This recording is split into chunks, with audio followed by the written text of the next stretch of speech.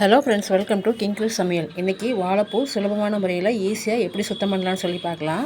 அதுக்கு நீங்கள் வாழைப்பூவை இந்த மாதிரி அந்த தோல் இருக்குல்ல, அந்த தோல்லேருந்து எடுத்து இந்த மாதிரி சிப்பாக எடுத்து வச்சுக்கோங்க.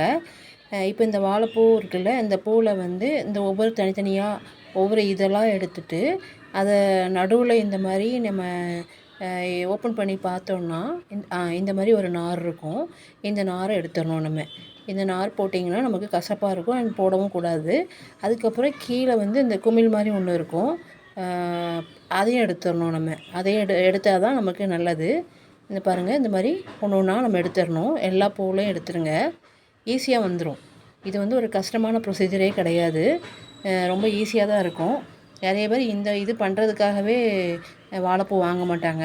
பட் இது ரொம்ப ஈஸியாக இருக்கும். இந்த பாருங்கள், இந்த தோலையும் நீங்கள் எடுத்துடணும். எல்லாமே ரொம்ப ஈஸியாக தான் எடுக்க வரும். இந்த தோலுமே போடக்கூடாது.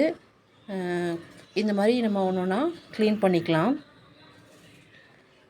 க்ளீன் பண்ணிவிட்டு ஒவ்வொரு இதெல்லாம் எடுத்துக்கலாம். இந்த மாதிரி ஒரு நடுவில் ஓப்பன் பண்ணால் ஒரு நார் இருக்கும். அந்த நாரை நம்ம எடுத்து கீழே போட்டுடணும். அதுக்கப்புறம் அந்த இதழ்களுக்கு முன்னாடி ஒரு பிளாஸ்டிக் மாதிரி ஒன்று இருக்கும், அதையும் நம்ம எடுத்துடணும். எடுத்து கீழே போட்டுட்டு நம்ம சுத்தம் பண்ணிவிட்டு குட்டி குட்டியாக கட் பண்ணி நம்ம பொரியல் வச்சு சாப்பிட்டோன்னா சூப்பராக இருக்கும். இந்த வாழைப்பூலேயே நிறைய வெரைட்டிஸ் ஆஃப் டிஷ்ஷஸ் பண்ணுவாங்க. பொரியல், வடை, கூட்டு நிறைய பண்ணுவாங்க. உங்களுக்கு எந்த மாதிரி பிடிச்சிருக்கோ அந்த மாதிரி நீங்களும் பண்ணி சாப்பிட்லாம். பாருங்கள், அவ்வளோதான். ரெடி ஒன்றுனா க்ளீன் பண்ணிட்டேன்னா ரொம்ப ஈஸியாக இருக்கும். நீங்கள் ஒரு டைம் பண்ணிட்டீங்கன்னா உங்களுக்கு ஈஸியாக இருக்கும். கண்டிப்பாக நீங்களும் ட்ரை பண்ணி பாருங்கள்.